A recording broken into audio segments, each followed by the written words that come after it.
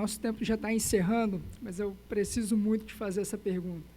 A gente tem um pouco aquela percepção, né? Talvez se Shakespeare vivesse no Brasil, ele ia dizer que a Lava Jato parece um pouco como um sonho de uma noite de verão, né? Porque as instituições estavam ali finalmente tratando os iguais como iguais, e os ricos e poderosos que cometiam atos ilícitos estavam indo para a cadeia. E eu preciso muito te perguntar isso. Qual que é a sensação de ter analisado os autos, ter colhido ali na instrução penal quase 20 provas a respeito aí do cometimento de um ex-presidente de crime de colarinho branco, e aí a sentença sobe nas instâncias superiores, a dosimetria da pena inclusive é aumentada, e aí uma mudança de regras do jogo, de interpretações jurisprudenciais do STF, ele acabou, está ali.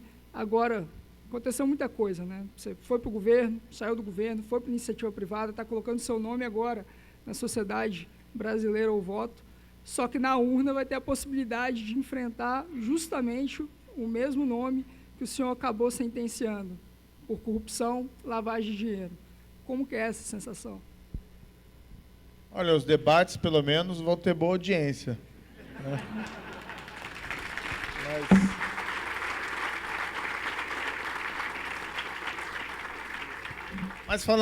Mas falando sério, né? Isso é triste, isso é muito triste. Agora, também não adianta a gente ficar chorando aí pelos cantos, né? A gente tem que encarar o desafio e sair. Em 2022, eu tenho dito, ó, pelo menos alguém tem que sair por aí falando a verdade. Tanto em relação ao que aconteceu no passado, tanto em relação ao que a gente pode fazer para o futuro, né? E parar de enganar as pessoas. A gente precisa ter um país diferente, né? Eu falo brincando, né, essas situações, mas isso me entristeceu muito. Sentença, se a gente for pensar, foram mais de 150 condenados, só lá em Curitiba, na Operação Lava Jato. Não foi só o Lula. E a gente não... Ninguém diz que a corrupção não aconteceu na Petrobras.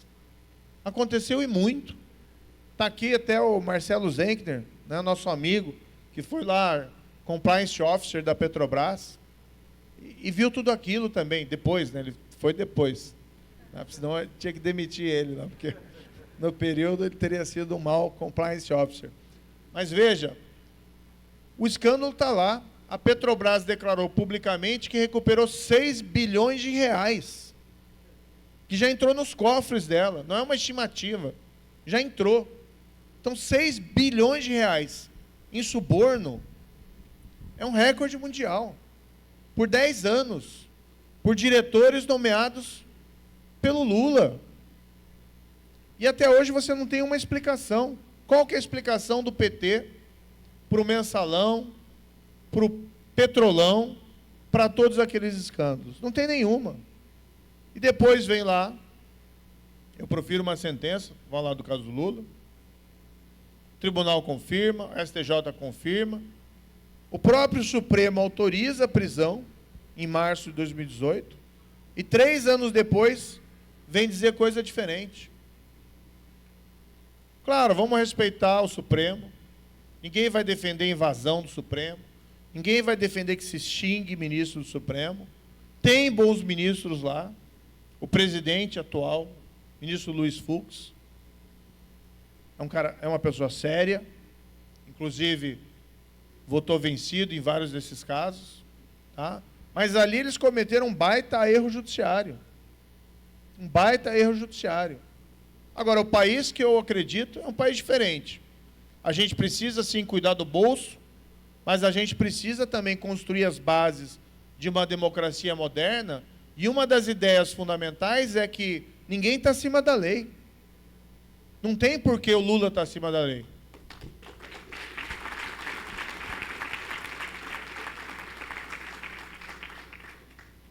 Dá até para fazer, né? E a Lava Jato foi realmente um momento especial.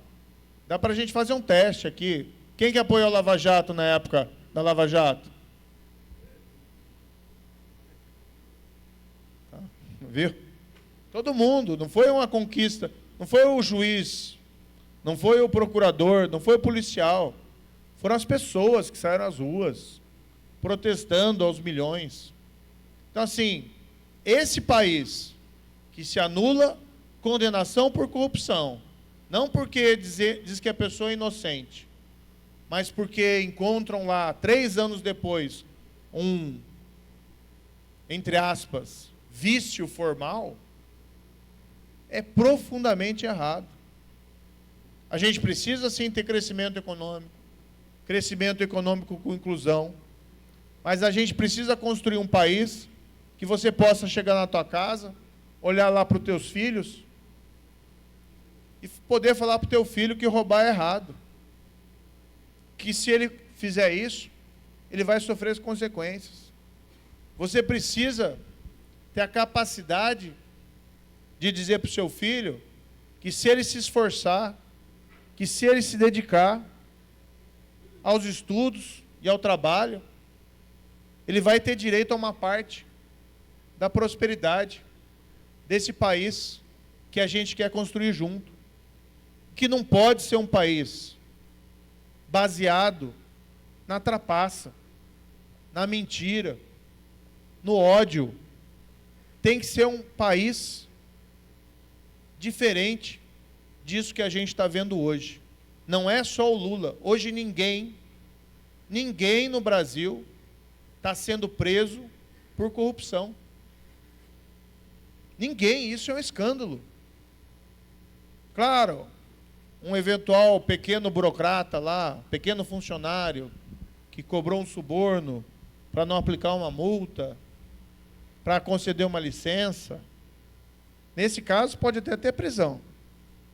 Agora, os grandes tubarões, e a gente sabe que todos eles estão por aí, muitos, aliás, libertados por decisões equivocadas,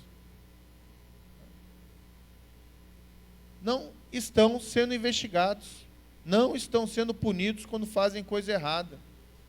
Não é esse um país que a gente consegue construir um futuro legítimo. Então, sim, o foco é crescimento econômico, inclusivo, tá? Mas a gente precisa ter uma ideia de um país que seja um pouco maior do que isso.